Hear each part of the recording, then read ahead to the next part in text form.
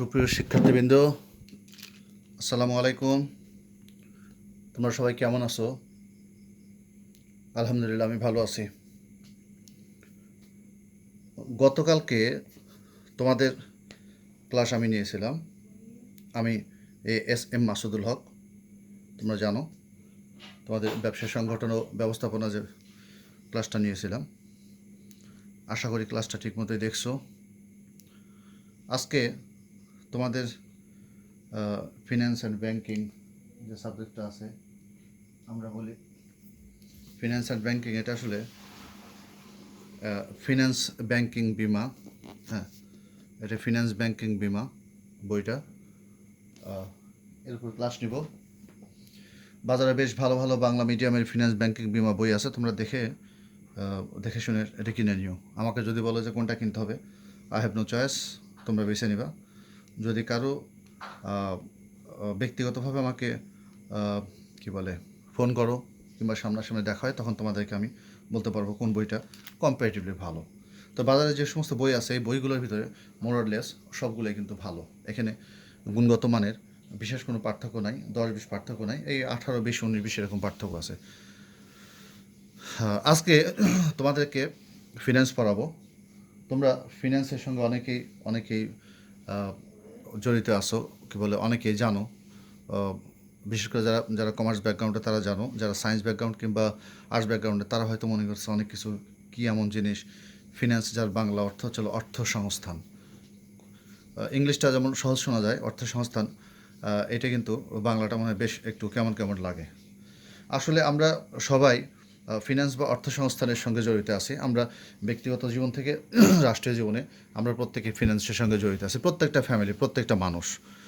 Finance হচ্ছে অর্থ সংস্থান বা কোথাও বিনিয়োগ করা।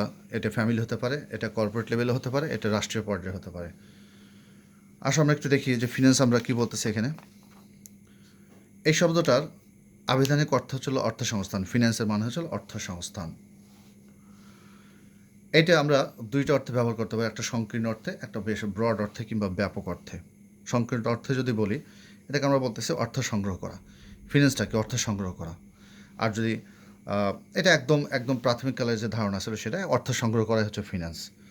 সে কী জন্য অর্থ সংগ্রহ করা? একজন ব্যক্তি তার জীবন যাপনের জন্য, তার ফ্যামিলির জন্য, একটি প্রতিষ্ঠান বা কর্পোরেট লেভেলে তাদের পণ্য উৎপাদনের জন্য, সেবা উৎপাদনের জন্য অর্থ সংগ্রহ করা, কিংবা কিংবা একটা রাষ্ট্র কীভাবে চলতে হবে, রাষ্ট্রের ইনকাম কোথা থেকে আসবে, কোথায় ব্যয় করবে, ইত্যাদি ইত্যাদি, এগুলোকে আমরা বলতেছি মূলত ফিন্যান্স। একটু খেয়াল করো, তোমাদের ফ্যামিলিতে তোমাদের বাবা কিংবা দাদা কিংবা বড় ভাই চাচা যারা আছে, তারা যে অর্থ ফ্যামিলি চলায়, এটা কিন্তু সবাই আমরা জানি। এটাকে বলতেছি আমরা ফিন্যান্স। ঠিক তেমনি একটা প্রতিষ্ঠান কীভাবে চালাতে হবে, কোথা থেকে অর্থ নিয়ে আসতে হবে, কোথায় ব্যয় করতে হবে, তাহলে মুনাফা করা যাবে, এটাই ফিন্যান্স। রাষ্ট্রীয় পর্যায়ে যদি বলি বা পাবলিক সেক্টরে যদি বলি, তাহলে রাষ্ট্র কোথায় অর্থ পাবে, তার জনগণকে ভালো রাখবে, জনগণের জন্য কোথায় ব্যয় করবে, কোথার থেকে আয় করতে হবে, যেমন ট্যাক্স, বিভিন্ন আবগারি শুল্ক ইত্যাদি ইত্যাদি, এগুলো আয় করবে, এটা হচ্ছে আমাদের ফিন্যান্সের মধ্যে পড়তেছে। ব্যাপক অর্থে উৎপাদনের মূল উপকরণ যেগুলো আছে আমাদের, ল্যান্ড, লেবার, ক্যাপিটাল, অর্গানাইজেশন, এর ভিতরে জীবনের শক্তি বা ক্যাপিটাল, আমরা যেটা বলি লাইফ ব্লাড, এটা হচ্ছে আমাদের অর্থ সংগ্রহ করা। এই লাইফ ব্লাড বা ক্যাপিটাল সংগ্রহ করা এবং সংগৃহীত অর্থের যথাযথ সুষ্ঠু ব্যবহার সংক্রান্ত যাবতীয় কার্যাবলী। অর্থাৎ আমি অর্থটা কোথায় পেতে পারি, সবচাইতে কম খরচে কোথায় পাইতে পারি, তারপর অর্থ কোথায় বিনিয়োগ করতে হবে, এটা লাভ হবে না লস হবে, যদি ঝুঁকি থাকবে কি থাকবে না, ইত্যাদি ইত্যাদি, এই সমস্ত জিনিসই হচ্ছে আমাদের ফিন্যান্সের আওতায় পড়ে।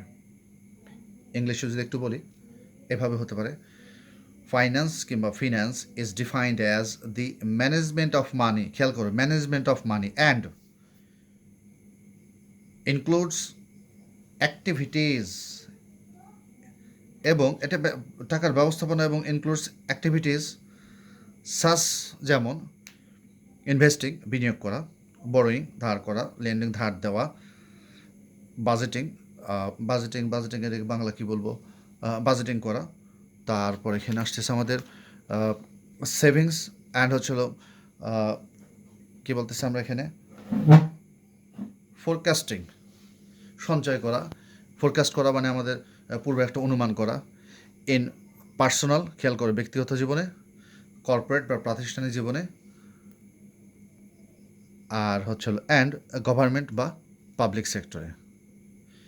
তাহলে আমরা ফিনান্সকে খেয়াল করে দেখো, আমরা পার্সোনাল, তারপর হচ্ছিল কর্পোরেট এবং পাবলিক, এই তিনটে সেক্টরেই আমরা যে অর্থ সংগ্রহ করতেছি এবং অর্থ বিনিয়োগ করতেছি, অর্থ যথাযথ সংরক্ষণ করতেছি, অর্থ ঠিকমতো ব্যবহার করতেছি, এই সমস্ত হচ্ছে আমাদের ফিনান্সের মধ্যে পড়ে। আসলে যেমন শোনা যাচ্ছে তেমন কিন্তু না, খুব সহজ একটা ব্যাপার। এটি আমরা বলতেছি হচ্ছিল ফিনান্স। আমি যদি একটু বাংলায় নিয়ে আসি তাহলে বলতেছি আমরা ব্যক্তিগত, প্রতিষ্ঠানের বা সরকারের কাজের জন্য প্রয়োজনীয় অর্থ সংগ্রহ করা, সংগৃহীত অর্থ বন্টন এবং বিনিয়োগের মাধ্যমে সদ্ব্যবহার করা, সংরক্ষণ, মুনাফা অর্জন করা, আবার অর্জিত মুনাফা সঠিকভাবে যথাযথ পক্ষের মধ্যে বন্টন করা। এই বন্টন করার পরেও যে সারপ্লাস থাকবে, যে অতিরিক্ত অর্থ সারপ্লাস থাকে, মনে করো কোনো প্রতিষ্ঠান যে মুনাফা অর্জন করার পর সমস্ত মুনাফাই প্রতিষ্ঠানের যারা শেয়ার হোল্ডার বা যারা যথাযথ মালিক তারা সব ভাগ করে নেয় না, তারা ভবিষ্যতের জন্য কিছু সঞ্চিত রাখে। এটাকে আমরা বলতেছি হচ্ছিল রিজার্ভ সারপ্লাস, বা এটাকে বলতেছি আমরা বাংলায় বলি হচ্ছিল সঞ্চিত মুনাফা, যেটা বলতেছি। অর্জিত মুনাফা সঠিকভাবে যথাযথ পক্ষের মধ্যে বন্টন করা, অতিরিক্ত অর্থ পুনরায় নতুন লাভজনক, অতিরিক্ত রিজার্ভ সারপ্লাস যেটা থাকলো, এই অতিরিক্ত নতুন লাভজনক প্রকল্পে বিনিয়োগ করা, এটাকে বলতেছি আমরা অর্থসংস্থান। অর্থের পরিকল্পনা, সংস্থান, সংরক্ষণ, ব্যবহার, মুনাফা অর্জন, মুনাফা বন্টন, পুনর্বিনিয়োগ, সকল কাজই অর্থায়নের অন্তর্ভুক্ত। এইটা প্রত্যেকটি জায়গাতে, এটা পারিবারিক জায়গায় হতে পারে, এটা প্রাতিষ্ঠানিক জায়গায় হতে পারে, এটা সরকারি জায়গাতেও হতে পারে। পারিবারিকভাবে এরা একটু আগেই বলছি যে আমাদের ফ্যামিলি যেভাবে চলায়, আমাদের বাবারা, আমাদের দাদারা, আমাদের চাচারা, কিংবা আমাদের মামারা, অর্থাৎ ফ্যামিলি মেম্বার যিনি হেড থাকেন, তিনি বিভিন্নভাবেই অর্থ সংগ্রহ করতে পারেন। তার বেতনের অর্থ হতে পারে, তার ব্যবসার অর্থ হতে পারে। যদি প্রয়োজন পড়ে তিনি হয়তো অন্য কোথাও ধার নিতে পারেন, প্রয়োজনে যেমন আমাদের বিভিন্ন অনুষ্ঠানের জন্য ধার নিতে পারেন। কোথা থেকে নেবেন, তারপরে এই এই কী উদ্দেশ্যে নিচ্ছেন, এবং এই টাকাগুলো কি সঠিকভাবে ব্যবহার হচ্ছে কি না, এটা পারিবারিক ক্ষেত্রে। ঠিক প্রাতিষ্ঠানিক ক্ষেত্রে প্রাতিষ্ঠানিক যে উদ্দেশ্য আছে, এই উদ্দেশ্য অর্জনের জন্য প্রয়োজন অর্থ সংস্থান করতেছে, অর্থ জোগাড় করতেছে। কোথা থেকে হতে পারে, এটা ব্যাংক থেকে হতে পারে, বন্ধুর থেকে হতে পারে। অর্থাৎ সবচাইতে যেখানে কম কম কস্ট অফ ক্যাপিটাল, আমরা যে মূলধনের ব্যয় সবচাইতে কম হবে, সেখান থেকে নেওয়ার পরে সেখানে মুনাফা করবে। এটা হচ্ছে প্রাতিষ্ঠানিক পর্যায়ে। আর সরকারের ব্যাপার হচ্ছিল সরকারি পর্যায়ে ফিনান্স যেটা, সেটা হচ্ছিল সরকারের বিভিন্ন আয় আছে, যেমন জনগণের কী বলে যেটা ট্যাক্স, তারপরে বিভিন্ন প্রকার শুল্ক আছে, আবগারি শুল্ক, তারপরে আমদানি রপ্তানি শুল্ক, ইত্যাদি ইত্যাদি। এই সমস্ত থেকে ইনকাম করবে। তারপরে সরকার কোথায় ব্যয় করবে, জনকল্যাণমূলক কাজে, যেমন রাস্তাঘাট তৈরি করতেছে, বিদ্যুতের ব্যবস্থা করতেছে, পুল কালভার্ট তৈরি করতেছে, তারপরে হাসপাতাল ইত্যাদিতে ব্যয় করতেছে। এই সমস্ত কিছুই, এই যে আয় ব্যয় করা, একটা সমন্বয় রক্ষা করা এবং সঠিকভাবে এই তহবিলগুলো ব্যবহার করা, এটাকে আমরা বলতেছি হচ্ছিল ফিনান্স বা অর্থ সংস্থান। অর্থায়নের কার্যাবলী, বা আমরা বলতেছি যে ফাংশন অফ ফিনান্স। ফিনান্স আসলে কী কাজ করে, আমরা এতক্ষণ ফিনান্সের সংজ্ঞা যেটা বলছি, এই সংজ্ঞাটাকে আমরা একটু ইলাবোরেট করতেছি, আসলে এটা করে কি। যথাযথ ব্যবহার নিশ্চিত করার জন্য আমি যে অর্থটা জোগাড় করতেছি প্রতিষ্ঠানের পক্ষ থেকে কিংবা সরকারের পক্ষে কিংবা ব্যক্তিগতভাবে, এই অর্থগুলো যেন যথাযথভাবে নিশ্চিত হয়, সেই জন্যই কতগুলো কাজ করতে হয়। এটাকে আমরা বলতেছি অর্থায়নের কার্যাবলী। যেমন আমরা বলতেছি চলো আর্থিক পরিকল্পনা। আর্থিক পরিকল্পনা কি? ফাইন্যান্সিয়াল প্ল্যানিংটা কী জিনিস, কী জন্য, কোন খাতে, কত সময়ের জন্য, কী পরিমাণ, আবার খেয়াল করো কী জন্য এটা আমি টাকাটা জোগাড় করব, তারপর কোন খাতে এটা ব্যয় করব, তারপরে কত সময়ের জন্য ব্যয় করব, আমার পরিমাণটা কেমন হবে, তারপরে কী পরিমাণ প্রয়োজন, এটির বিস্তারিত বিবরণ হচ্ছিল আর্থিক পরিকল্পনা। আর্থিক পরিকল্পনা করা ফিনান্সের বা অর্থায়নের প্রথম কার্যাবলী, প্রধান কার্যাবলী, প্রথম একদম ফার্স্ট ভেরি বিগিনিং। এবার আমি অর্থ কত সময়ের জন্য নিব, তারপর হচ্ছিল কত টাকা নিব, কোথায় পাবো, এটা আমাদের সেকেন্ড স্টেপ। এটা উৎস চিহ্নিতকরণ বা আইডেন্টিফিকেশন কিংবা finding out the source. Finding out the source কিংবা আইডেন্টিফিকেশন, আমি কোথার থেকে নিতে পারি? বিভিন্ন উৎস আছে, বিভিন্ন উৎস, প্রাতিষ্ঠানিক উৎস আছে, ব্যক্তিগত উৎস আছে, তারপর হচ্ছিল কী বলে পারিবারিক উৎস আছে, ইত্যাদি ইত্যাদি। এটাকে আমরা বলতেছি হচ্ছিল উৎস চিহ্নিতকরণ। কোন উৎস থেকে অর্থটা নিলে আমার জন্য সবচাইতে সুবিধাজনক? একটু খেয়াল করি, এটা নির্ভর করতেছে অর্থসংস্থানের প্রকৃতির উপর। কোন উৎস থেকে আমি নেব, এটা কিন্তু আমাদের নির্ভর করতেছে যে আমি কোথায় অর্থটা বিনিয়োগ করব, তার উপরে সেটা হচ্ছিল অর্থ আমি সংগ্রহ করবো ওইখান থেকে। যেমন ব্যবসা প্রতিষ্ঠানের প্রাথমিক কার্যাবলীর জন্য আমরা যে যে প্রয়োজনীয় অর্থ সাধারণত মালিক পক্ষ বা উদ্যোক্তা পক্ষ বা পরিচালক পক্ষ থেকে সংগ্রহ হয়ে থাকে। আমরা কোনো ব্যবসা প্রতিষ্ঠান চালু করব, তখন বললাম যে ঠিক আছে আসো আমরা নিজেরাই এই টাকা সাপ্লাই দিই, একদম স্টার্টিংয়ে টাকাটা সাপ্লাই দিই। এই অর্থ সংস্থানের উৎসসমূহ দুইটা হতে পারে। একটা বলতেছি আমরা অভ্যন্তরীণ উৎস, একটা বলতেছি আমরা বাহ্যিক উৎস। অভ্যন্তরীণ উৎস বা ইন্টারনাল সোর্স বলতেছি আমরা প্রতিষ্ঠানে যে সঞ্চিত তহবিল থাকে, আমরা বলছি রিজার্ভ ফান্ড থাকে, রিজার্ভ সারপ্লাস। এটা কেমন জিনিস? এটা প্রতিষ্ঠান যখন সমস্ত বছর শেষে সমস্ত বিক্রয় বিয়োগ হচ্ছিল বিক্রয় অর্থাৎ সমস্ত আয় বিয়োগ হচ্ছিল সমস্ত ব্যয় বাদ দেওয়ার পর যে সারপ্লাস থাকলো সেটাকে আমরা বলতেছি মুনাফা। মুনাফার একটা অংশ প্রতিষ্ঠানে ফান্ড আকারে প্রতিষ্ঠানে জমা রাখা হয়, এটাকে আমরা বলছি রিজার্ভ সারপ্লাস ফান্ড। এইখানে সাধারণত 10-20% প্রত্যেকটা প্রতিষ্ঠান তাদের মুনাফা থেকে সাধারণত জমা রাখে। এই জমাটা প্রতি বছর জমা হতে হতে একটা সময় বিশাল একটা ফান্ড হয়ে যায়। প্রতিষ্ঠান যখন ফান্ডিং করবে কিংবা কোনো বিনিয়োগ প্রকল্পে যাবে, তখন কিন্তু সর্বপ্রথম দেখা যায় যে এইখান থেকে সে টাকাটা নিতে পারে কিনা, অভ্যন্তরীণ উৎস নিতে পারে কিনা। এটা রিজার্ভ ফান্ড ওইখান থেকে টাকা নেয়। আবার প্রতিষ্ঠানে যে কর্মচারীরা থাকে, কর্মচারীদের ভবিষ্যৎ তহবিল একটা ফান্ড কাটা হয় প্রতি মাসে যখন বেতন দেওয়া হয়, তখন কর্মচারী ভবিষ্যৎ নিরাপত্তার জন্য মালিকপক্ষ একটা ফান্ড কর্মচারী কিংবা কর্মকর্তার সম্মতিতেই প্রতিষ্ঠানে জমা রাখে। এটা একটা বিশাল ফান্ড হয়ে যায়, এটা অনেক ফান্ড হয়ে যায়। এই কর্মচারীদের ভবিষ্যৎ তহবিল, এটাকে আমরা জেনারেল প্রভিডেন্ট ফান্ড বলি। এখানেও প্রচুর টাকা থাকে, এখানেও প্রতিষ্ঠান এখান থেকে টাকা নিতে পারে। অপচয় বা ডেপ্রিসিয়েশন, এটা ডেপ্রিসিয়েশন আমরা অনেকে ডেপ্রিসিয়েশন কি অপচয় কি? অপচয় হচ্ছিল একটা সম্পত্তি ব্যবহারের জন্য ক্ষয়জনিত যে ব্যবহার, এটাকে বলতেছে অপচয়।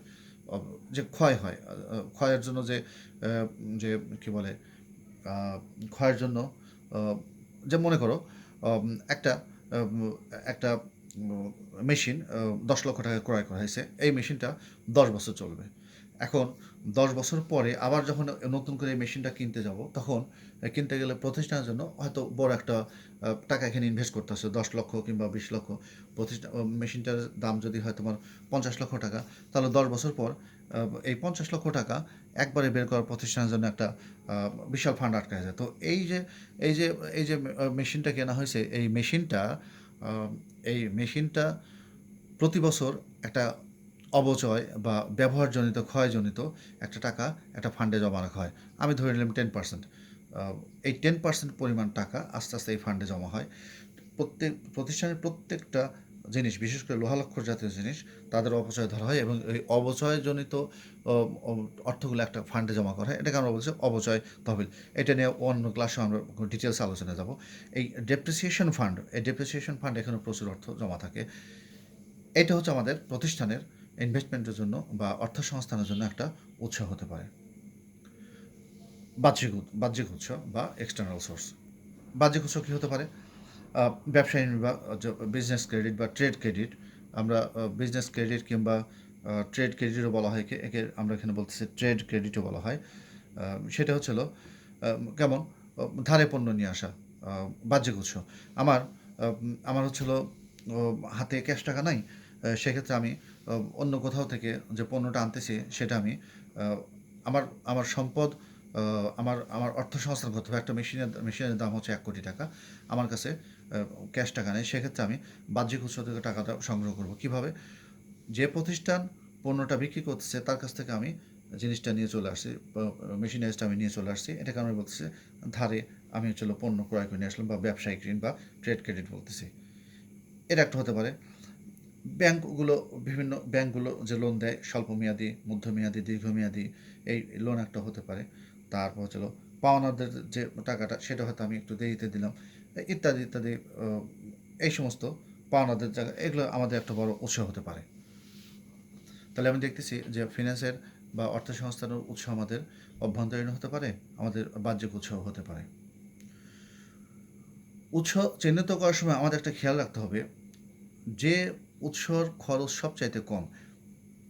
যেমন ব্যাংক লোন হয়তো আমাদেরকে এখানে বলতেছে যে আমাদেরকে 10% সুদ দিতে হবে। আবার ট্রেড ক্রেডিটে ওরা হয়তো বলতেছে যে আমাদেরকে 8% সুদ দিতে হবে। আবার আমি যদি আহ, আমি যদি ট্রেড ক্রেডিট, ব্যাংক লোন আমি যদি আবার লিজিংয়ের মাধ্যমে নিয়ে আসি, পণ্য কিনলাম না, লিজিংয়ের মাধ্যমে নিয়ে আসলাম, সেখানে যদি আমি দেখি আমার লিজিংয়ে 12% সুদ আছে, সেক্ষেত্রে আমি দেখবো সবচাইতে কম বোধহয় ট্রেড ক্রেডিট বা ব্যবসায় ঋণ, এইটা আমি পছন্দ করব। তো এখানে উৎস চিহ্নিত করার সময় আমি দেখব যে কস্ট অফ ক্যাপিটাল বা উৎসের খরচ সবচাইতে কম, সেইখান থেকে আমি চিহ্নিত করব যে এইখান থেকে আমার ফাইন্যান্সিং বা অর্থ সংস্থান করা যেতে পারে। তৃতীয় পর্যায়ে আমরা আসতেছি তহবিল সংগ্রহ বা রেজিং ফান্ড।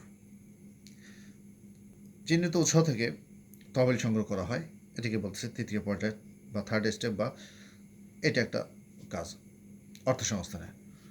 অর্থ সংগ্রহের এখানে খুব ভালো মতো দেখতে হবে যে শর্তাবলীগুলো কেমন আছে, এটা কি সময় কেমন, এদের নিয়ম নীতি কেমন, আমার জন্য নমনীয় কি না, তারা যে টার্মস অ্যান্ড কন্ডিশন দিছে সেই টার্মস অ্যান্ড কন্ডিশন আমার জন্য পালন করা সম্ভব কি না, এই সমস্ত জিনিস বিবেচনা করে একটা উৎস থেকে অথবা একাধিক উৎস থেকে আমরা অর্থ কিন্তু খুব সহজেই সংস্থান করতে পারি।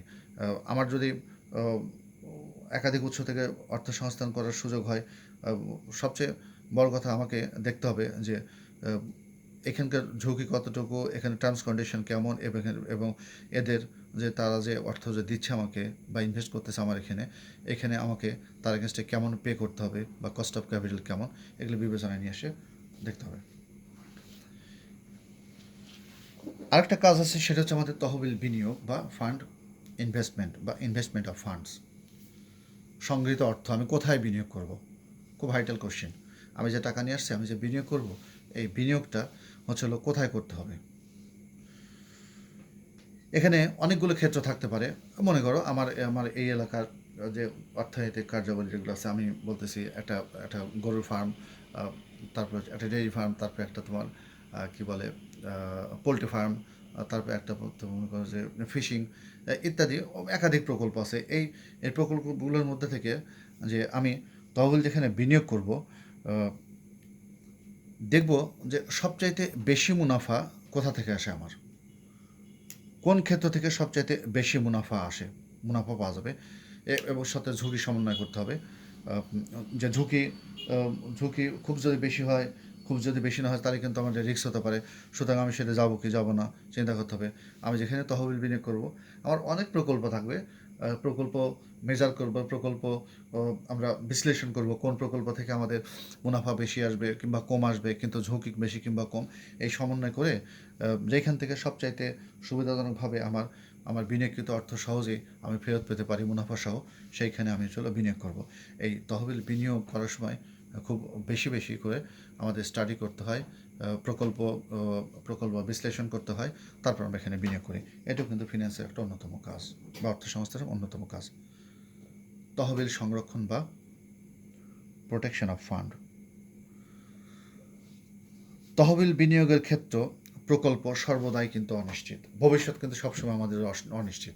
আমাদের এখানে আগামীকাল কী ঘটবে আমরা কিন্তু কেউ বলতে পারি না। ভবিষ্যৎ অনিশ্চিত, এটা মানবীয় হতে পারে, অমানবীয় হতে পারে, এটা প্রাকৃতিক হতে পারে, এটা কৃত্রিম হতে পারে। তো ভবিষ্যৎ প্রকল্প আমাদের প্রকল্প সঙ্গে সবসময় হচ্ছিল ঝুঁকি এবং অনিশ্চয়তা থাকে। যেমন আমি যদি খুব বেশি ঝুঁকি নেই, আমি সেখান থেকে খুব বেশি আয় আসবে। আবার যদি নিম্ন ঝুঁকি নেই, তাহলে সেখানে আমার নিম্ন আয় আসবে। অর্থাৎ ঝুঁকি আয় এরা কিন্তু সমানুপাতিক। আবার আয়ের সাথে ঝুঁকির সমন্বয় করে তহবিল বিনিয়োগ করলে তহবিল সংরক্ষণ করা অর্থায়নের কাজ। যে তহবিলটা জোগাড় করছে সেই তহবিল আমি তছরূপ করবো না। আমি পণ্য, আমার কাঁচামাল কিংবা আমি যখন কাঁচামাল কিনবো, প্রতিষ্ঠান যেন র ম্যাটেরিয়ালস কিনবো, তখন যেন ভালো পণ্যটা কেনা যায়। তারপর র ম্যাটেরিয়ালস কিনতে হয়। তারপর আমি যখন পণ্যটা বিক্রি করব, সেই পণ্য যেন ভালো দাম পাই। তারপরে অতিরিক্ত যেন ব্যয় না হয়, কস্ট সেভিং করা যায় কীভাবে, ইত্যাদি সমস্ত কিছু এই তহবিল সংরক্ষণের মধ্যেই পড়ে। আমরা বলতেছি তহবিল সংরক্ষণ করা অর্থায়নের কাজ। এমন কোনো প্রকল্পে বিনিয়োগ করা যাবে না যাতে করে বিনিয়োগকৃত অর্থ খোয়া যেতে পারে অথবা খুব বেশি বেশি খরচ হতে পারে। এটাকে আমরা বলতেছি তহবিল সংরক্ষণ করা। তহবিল সংরক্ষণ করাও হচ্ছে আমাদের অর্থায়নের একটা অন্যতম কাজ। তারপর আমাদের আসছে হচ্ছে আর্থিক দলিলাদি সংরক্ষণ। আমরা বলতেছি প্রিজার্ভিং অথবা কিপিং অফ ফাইন্যান্সিয়াল ডকুমেন্টস। আর্থিক দলিলাদি আমি প্রতিষ্ঠানের কিংবা এটা ব্যক্তিগতভাবে হতে পারে, সরকারিভাবে হতে পারে, যে ফাইন্যান্সিং করা হয়েছে, যেটা এই সমস্ত ফাইন্যান্সিংয়ে হচ্ছে বিভিন্ন দলিলপত্র, বিভিন্ন টার্মস কন্ডিশনের, যে আমরা এই সমস্ত কিছুই বিভিন্ন প্রকার ভাউচার, তারপরে প্রমাণক, কাগজপত্রাদি ইত্যাদি সংরক্ষণ করবে। এটা যথাযথ ব্যবস্থা গ্রহণ করার জন্য অর্থায়ন কাজের জন্য এটা অর্থায়নের কাজের একটা অন্তর্ভুক্ত। যেমন এই কাগজগুলোকে আমার ঠিকমতো ফাইলিং করতে হবে। তারপরে এই LIFO, last in first out, কিংবা তারপর লিফো ফিফো, যেভাবে আর কি করা হয় সব, এই এই আর্থিক দলিলাদের সংরক্ষণ করাও হচ্ছে আমাদের লিফো ফিফো তো এখানে পণ্য সাপ্লাই দেওয়া কিংবা পণ্য গোদামজাত করা, ওটা বাদ। আমি বলতেছি যে আর্থিক দলিলাদি সংরক্ষণ, অর্থাৎ আমার প্রতিষ্ঠানের যাবতীয় ডকুমেন্ট যেন ঠিকমতো সংরক্ষণ করা হয়, ফাইলিং করা হয়। এইটাই হচ্ছিল আমাদের ফাইন্যান্সের হচ্ছে অন্যতম একটা কাজ। শুধুমাত্র অর্থ নিয়ে এসে আমি বিনিয়োগ করলাম, সেখান থেকে মুনাফা করলাম, আমার কাগজপত্র কোথায় গেল না গেল, এগুলো ঠিকমতো সংরক্ষণ করবো না, এটা হতে পারে না। মুনাফা বন্টন বা profit distribution among the share holder or the directors. আচ্ছা, মুনাফা বন্টন, আমি যে প্রকল্পে বিনিয়োগ করছি, বিনিয়োগকৃত অর্থ এখান থেকে মুনাফা অর্জন করব। মুনাফার ইয়েটা হচ্ছিল মুনাফা বা প্রফিট, আমরা সবাই জানি, লাভ যেটা বলে আর কি। প্রকল্পের আন্তঃপ্রবাহ, অর্থাৎ আমার প্রকল্পে কিভাবে আয় হয়েছে, আয়টা কই থেকে আসে, মূলত উৎপাদিত পণ্য বিক্রয়ের মাধ্যমে মূলত আয়টা আসে, মূল আয়। আমার প্রতিষ্ঠানের যে পণ্য সামগ্রী উৎপাদন বা সেবা যেটা আমি বিক্রি করার পর যে আমার যে আয় আসছে, আন্তঃপ্রবাহ এবং বহিঃপ্রবাহ বা এর খরচ সমূহ, এই দুটোর মধ্যে পার্থক্য কিন্তু আমাদের মুনাফা। আন্তঃপ্রবাহ যদি আমার খুব বেশি হয়, বহিঃপ্রবাহ যদি তার চাইতে কম হয়, সেক্ষেত্রে আমাদের হচ্ছিল মুনাফা অর্জিত হয়। প্রকল্প থেকে প্রাপ্ত মুনাফা কি করি আমরা? সমস্ত খরচ বাদ দিয়ে যে মুনাফা পাওয়া গেল, এই মুনাফাটার মধ্যে থেকে প্রথমে আমরা রিজার্ভ এবং সারপ্লাসে, রিজার্ভে আমরা একটু রেখে দিই ওখানে। বিভিন্ন প্রতিষ্ঠান বিভিন্ন পরিমাণ, 10%, 20%, 5%, এইটা রাখা হয় মূলত ভবিষ্যতে প্রতিষ্ঠান যদি মুনাফা অর্জন করতে না পারে, তাহলে এইখান থেকে অর্থ ভবিষ্যতে হচ্ছিল তার শেয়ার হোল্ডার কিংবা ডাইরেক্টর, তাদের মাঝে বিলি করে দেওয়া হয় এখান থেকে। এটা একটা অন্যতম উদ্দেশ্য। অনেক কারণে সেখানে রাখা হয়। প্রতিষ্ঠানের সক্ষমতা বাড়ে, প্রতিষ্ঠানের ভিত্তি মজবুত হয়। এটাকে আমরা বলছি এই মুনাফার যে থাকলো, মুনাফার একটা অংশ রেখে দিই আমরা। তারপর যে মুনাফাটা থাকে, সেই মুনাফাটা আমাদের যারা দাবিদার, যারা শেয়ার হোল্ডার, যারা যারা যারা যারা অংশীদার, কি বলে, যারা হচ্ছিল ডাইরেক্টর, এইখানে সঠিকভাবে হচ্ছিল বন্টন করে দিতে হয়। একটা খেয়াল রাখতে হবে, যার যে পরিমাণ এখানে ইনভেস্টমেন্ট আছে, সে যেন ঠিক সেই পরিমাণ, আনুপাতিক হারে সেই পরিমাণ মুনাফা অর্জন করে, সে যেন ডিপ্রাইভ না হয়, তাকে যেন বঞ্চিত করা না হয়। আমরা আলোচনা করতেছি যে অর্থসংস্থানের বা ফিন্যান্সের যে কার্যাবলীগুলো কী কী কাজ করে ফিন্যান্স বা অর্থসংস্থান। আমরা সব শেষে চলে আসছি। আমরা দেখতেছি এখানে আছে পুনর্বিনিয়োগ বা রিইনভেস্টমেন্ট। অর্জিত মুনাফা, আমরা অর্জিত মুনাফার একটা অংশ আমরা সঞ্চয় করি প্রতিষ্ঠানে। সঞ্চয় করার পর যদি কোনো লাভজনক প্রকল্প আবারও পাওয়া যায়, সেইখানে সর্বসম্মতিক্রমে আবারও বিনিয়োগ করা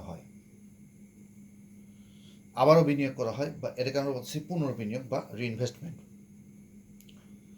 উদ্বৃত্ত মুনাফা রিজার্ভ সারপ্লাস হিসেবে প্রতিষ্ঠানে থাকে। এই অর্থ ফেলে না রেখে, যদি আমি অর্থ ফেলে না রেখে অলস না রেখে পুনরায় কোনো লাভজনক প্রকল্পে কিংবা বর্তমান যে প্রকল্প আছে এই প্রকল্পে আমি যদি আরও এক্সটেনশন করি, এটা হচ্ছে আমাদের অর্থায়নের অন্যতম কাজ, পুনর্বিনিয়োগ। এটা হচ্ছিল সবসময় ঘুরতেই থাকবে, আবার পুনর্বিনিয়োগ হবে, আবার আবার আর্থিক পরিকল্পনা হবে, আবার উৎস শনাক্তকরণ হবে, আবার তহবিল ধার করা হবে, আবার তহবিল সংগ্রহ করা হবে, তারপরে আবারও আর্থিক দলিলাতি সংরক্ষণ করা হবে। তার আগে হচ্ছিল আমরা এখানে দেখছি তহবিল বিনিয়োগ করা হবে, তারপরে তহবিল সংরক্ষণ করা হবে, তারপরে আর্থিক দলিল সংরক্ষণ করা হবে, দলিল যে সমস্ত আছে অর্থাৎ ডকুমেন্ট কাগজপত্র, আবারও মুনাফা বন্টন করা হবে, আবারও পুনর্বিনিয়োগ করা হবে, আবারও আমাদের মানি প্ল্যানিং বা আমরা হচ্ছিল বলতেছি যে এটা হচ্ছিল আর্থিক পরিকল্পনা করা হবে। মূলত এই ফাইন্যান্সটা একটা হচ্ছে কন্টিনিউয়াস প্রসেস।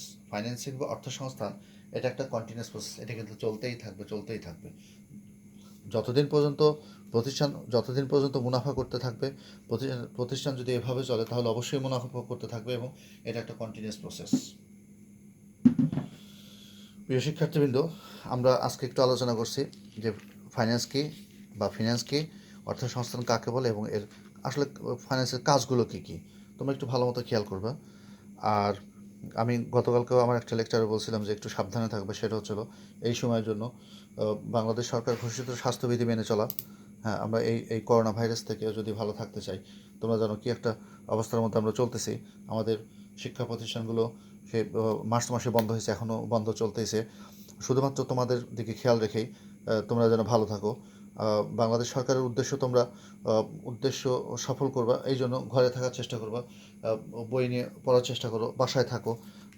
এই জন্য তোমাদেরকে এভাবে আমরা দূরশিক্ষণ কিংবা কি বলে ডিস্টেন্স লার্নিংয়ের মাধ্যমেই তোমাদেরকে আমরা পাঠদান করার চেষ্টা করতেছি।